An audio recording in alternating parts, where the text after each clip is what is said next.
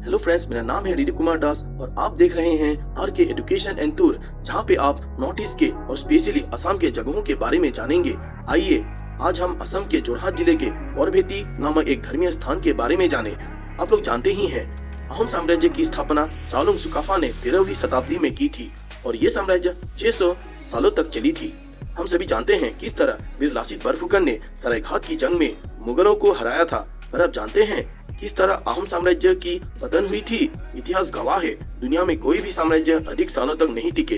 किसी न किसी कारण सभी का पतन हुआ है, चाहे वह रोमन साम्राज्य हो, मौर्य साम्राज्य हो, मुगल साम्राज्य हो या अहोम साम्राज्य। आइए हम जाने अहोम साम्राज्य की पतन की शुरुआत कैसे हुई थी। वीडियो में आगे जाने से पहले आपसे रिक्वेस्ट है कि आप लोग चैनल को सब्सक्राइब करें, लाइक करें और शेयर करें, जिससे कि नए नए वीडियो आप तक पहुंच सके। बरभेटी जोरहाट से लगभग 12 किलोमीटर दूर उत्तर पश्चिम की दिशा में है। यह एक ऐसी जगह है जो एक बड़े विद्रोह जो 1769 में हुआ था इससे जोड़ता है। अहोम साम्राज्य में कुल 39 राजाओं ने शासन की थी।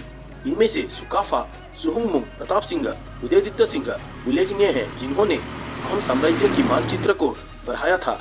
सरायघाट की जंग के बाद ही दुर्बल और अत्याचारी राजाओं के शासन शुरू हो गए थे, जिनको हम क्लाइमेटेरिक ऑफ अहोम किंगडम यानी संकट काल भी कहते हैं। इसका फायदा मंत्रिपरिषद के कुछ मंत्री जैसे बरबरुआ, बरफुकन अपने फायदे के लिए राजाओं को अपने हिसाब से सिंहासन में बिठाना चाहते थे, जिनको वे अपने हिसाब से कठपुतलियों की तरह नचा सके। अहोम साम्राज्य में धर्मीय टकराव शुरू हो चुके थे। अहोम के राजाओं ने शक्ति यानी देव देवी की पूजा को आकर्षित होने लगे थे। अहोम राजा अपने अहोम धर्म को धीरे धीरे छोड़ चुके थे और हिंदू धर्म को अपना चुके थे। असम के संत शंकरदेव ने एक नए धर्म की शुरुआत किया था, जिसे हम एक शरण धर्म कहते हैं, जिसमें समाज के हर वर्ग के लोग, ऊंचे वर्ग से लेकर निचले वर्ग तक, सभी को एक ही धर्म में आने का प्रेरणा दिया था और एक ही भगवान को मानने को बोले थे, श्री कृष्ण, जिसे हम न्यू वैष्णवित के नाम से भी जानते हैं। समय चलते उनके इस धर्म का प्रचार हुआ और असम के बहुत से जगहों में सत्र और नामघर स्थापित हुए। सत्र के मुख्य व्यक्ति को सत्राधिकार या महंत या गोसाई के नाम से जाने जाते हैं।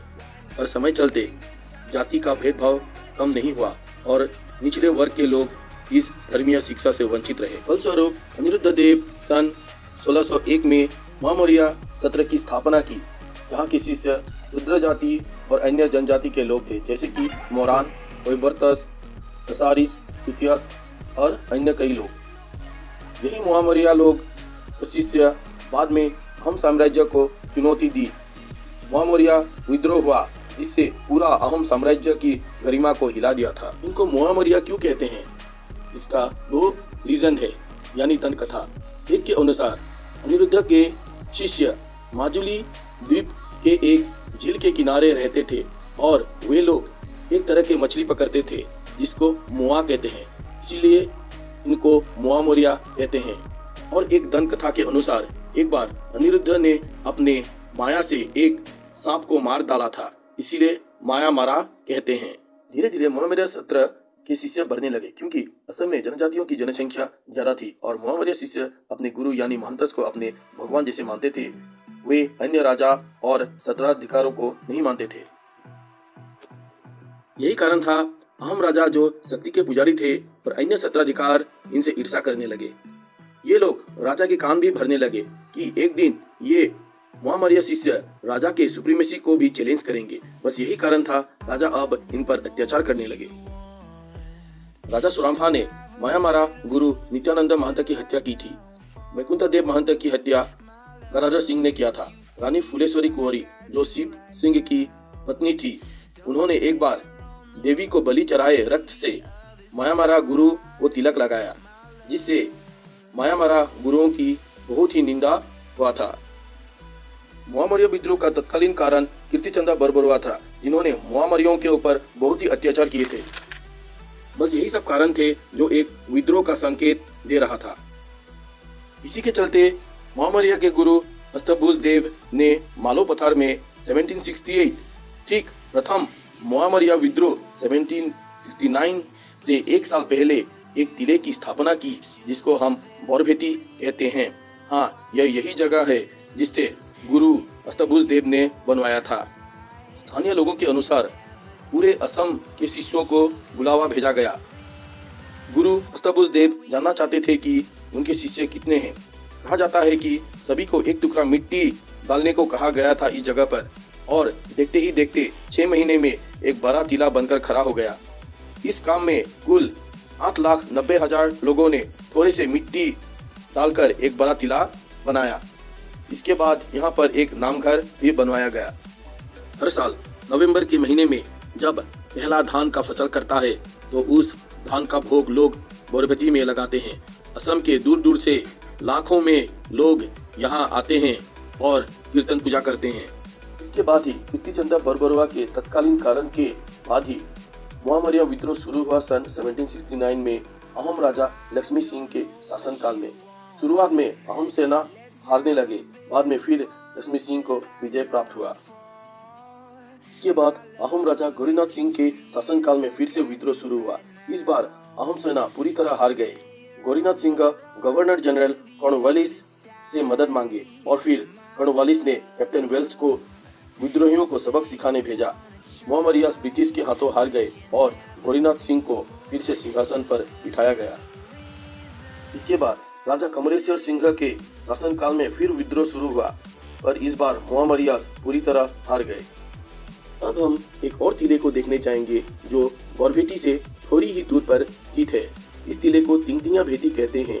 ये किस राजा के शासनकाल में बनाया गया था ये कहीं भी उल्लेख नहीं है, पर स्थानीय लोग कहते हैं कि अहोम राजा बोरबेटी से भी बड़ा टीला बनाना चाहते थे और ये 5 गुना बड़ा है बोरबेटी से।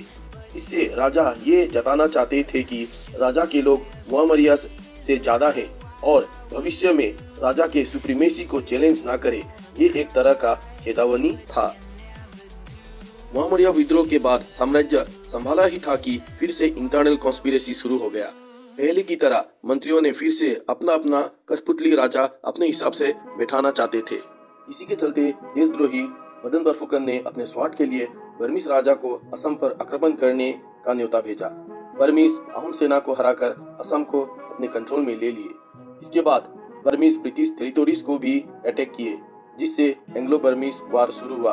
अंत में बर्मीज ब्रिटिश के हाथों परास्त हुए और इसके बाद ही यानदबो की संधि हुई 1826 में, जिससे बर्मीज को हमेशा के लिए असम को छोड़कर जाना पड़ा। दोस्तों, यानदबो संधि के बाद ब्रिटिश असम से नहीं गए और धीरे धीरे असम को अपना कंट्रोल में ले लिए और 1838 में ब्रिटिश ने पूरी असम को एनेक्स कर लिए।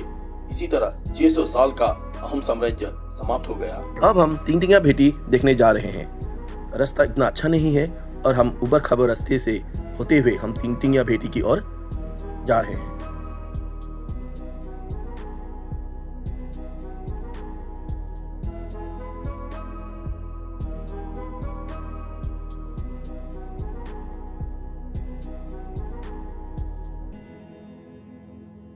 देखिए, यही है तिंगतिंगा भेटी। ये बोरबेटी से सचमुच 5 से 6 गुना बड़ा है और इसकी ऊंचाई भी बहुत है। देखिए, ये एक बड़ा फील्ड जैसा है और इसकी ऊंचाई इतनी है कि यहाँ पर हर वक्त हवा चलती रहती है।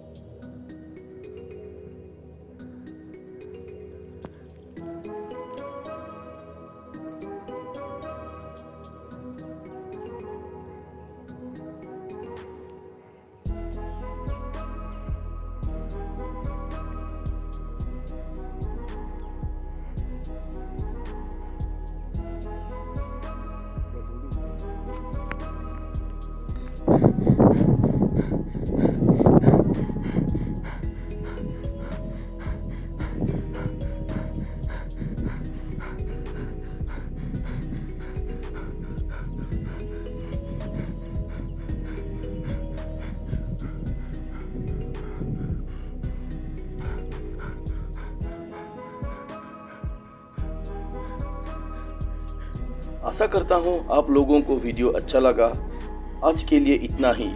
फिर से आप लोगों से मुलाकात होगी एक नए वीडियो के साथ। तब तक के लिए हमें आज्ञा दीजिए। अलविदा दोस्तों।